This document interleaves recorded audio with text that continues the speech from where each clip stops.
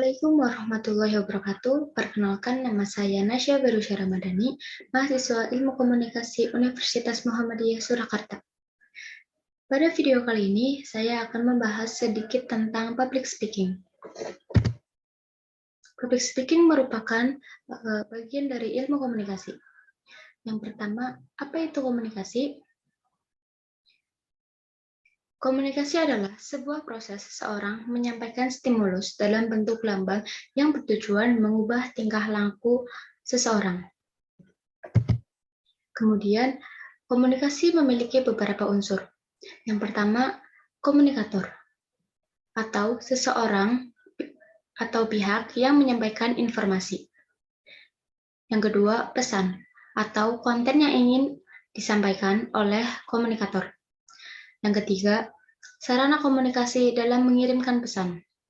Yang keempat, pihak komunikan atau pihak penerima pesan.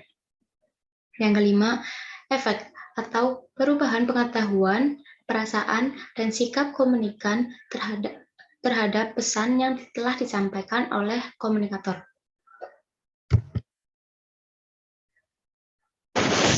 Selanjutnya, apa itu public speaking?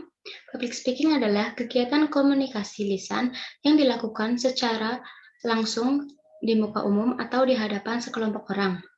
Contoh-contoh kegiatan public speaking adalah saat kita melakukan presentasi di depan kelas atau menyampaikan pidato. Selanjutnya, pada saat public speaking, kita sebagai komunikator perlu memperhatikan dan mengidentifikasikan audiensnya. Hal ini bertujuan agar penyampaian pesan atau informasi lebih terarah dan tersampaikan dengan baik. Public speaking juga sangat penting dan sangat diperlukan bagi semua orang dalam kehidupan sehari-hari. Maka dari itu, inilah beberapa alasan mengapa public speaking itu penting. Yang pertama, meningkatkan kepercayaan diri, karena berbicara di depan banyak orang akan membuat Anda lebih percaya diri dalam sebuah kegiatan.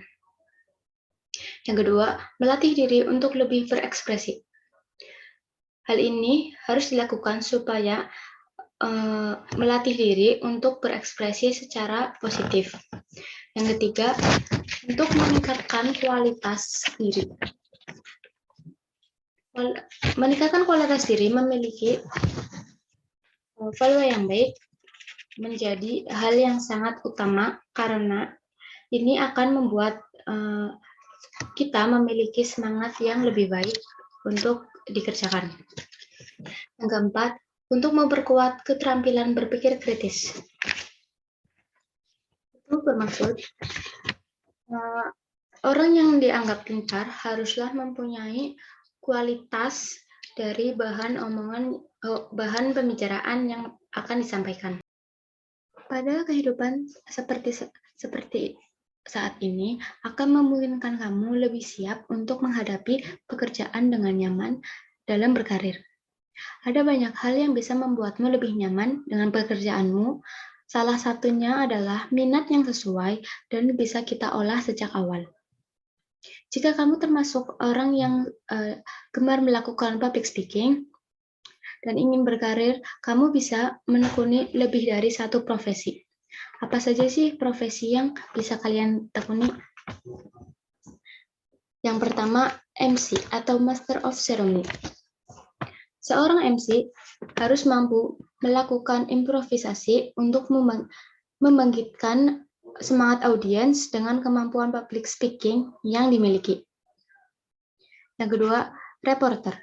Sebagai seorang yang berbicara di depan kamera, reporter haruslah memiliki rasa percaya yang tinggi dan mempunyai public speaking yang baik.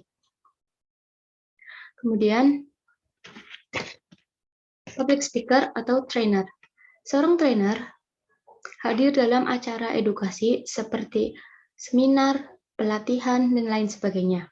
Maka, mereka haruslah memiliki kemampuan public speaking yang baik.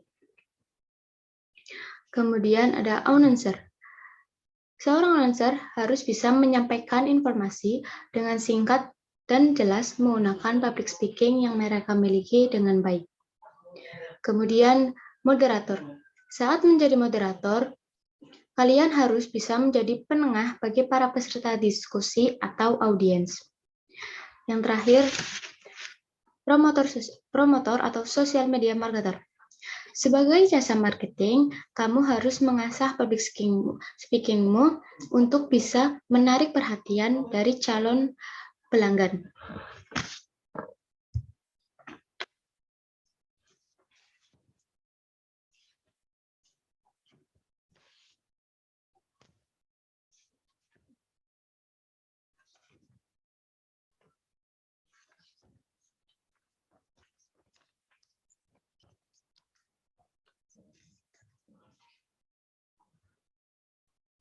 Melatih dan belajar public speaking dapat dilakukan di mana saja. Terlebih jika kita belajar di jenjang pendidikan seperti sekolah, perkuliahan, dan lain sebagainya. Selama saya belajar mengenai public speaking di Universitas Muhammadiyah Surakarta, ada beberapa materi yang bisa saya pelajari.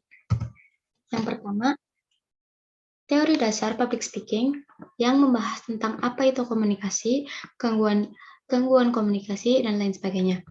Yang kedua, karakteristik public speaker. Yang ketiga, riset audiens. Riset audiens mengidentifikasikan siapa audiensnya, bagaimana, dan harus mampu menyesuaikan materi yang akan disampaikan, dan juga kita harus bisa menguasai dan menyesuaikan gaya bahasa kita. Yang keempat, elemen vokal dalam public speaking.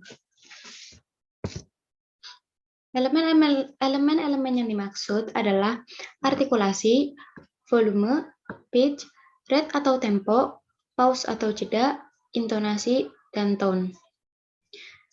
Yang kelima ada metode public speaking. Metode public speaking yang pertama adalah manuskrip atau kita menggunakan naskah. Yang kedua, impromptu atau spontanitas tanpa melakukan persiapan apapun. Yang ketiga, memoriter atau menghafal. Yang keempat, hexagonal atau menulis lebih dulu poin-poin yang akan disampaikan. Dalam berkomunikasi, kita haruslah jelas dan berusaha menjabarkan materi dengan baik dan benar. Karena jika tidak, itu bisa terjadi gangguan dalam kita berkomunikasi. Gangguan dalam komunikasi yang dimaksud adalah kendala bahasa atau gaya bahasa. Yang kedua, persepsi terhadap komunikan kepada komunikator yang bisa memengaruhi hasil komunikasi.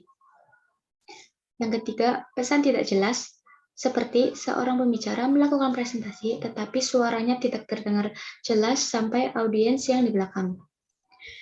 Yang keempat, ada media yang rusak. Media yang rusak yang dimaksud adalah bisa slide presentasi tidak jelas dan tidak terlihat oleh audiens yang di belakang.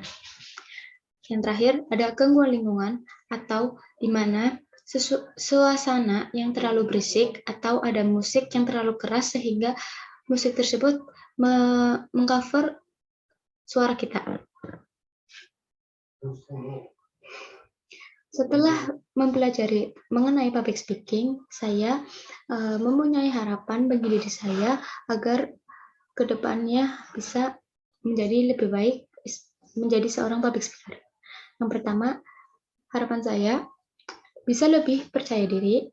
Yang kedua, mampu meningkatkan kemampuan leadership atau kepemimpinan.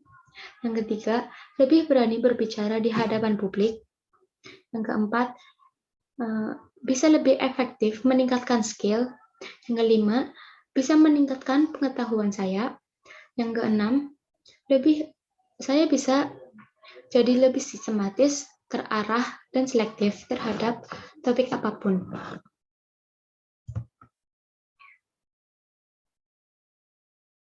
Seseorang yang profesional adalah seseorang yang pernah amatir pada masanya.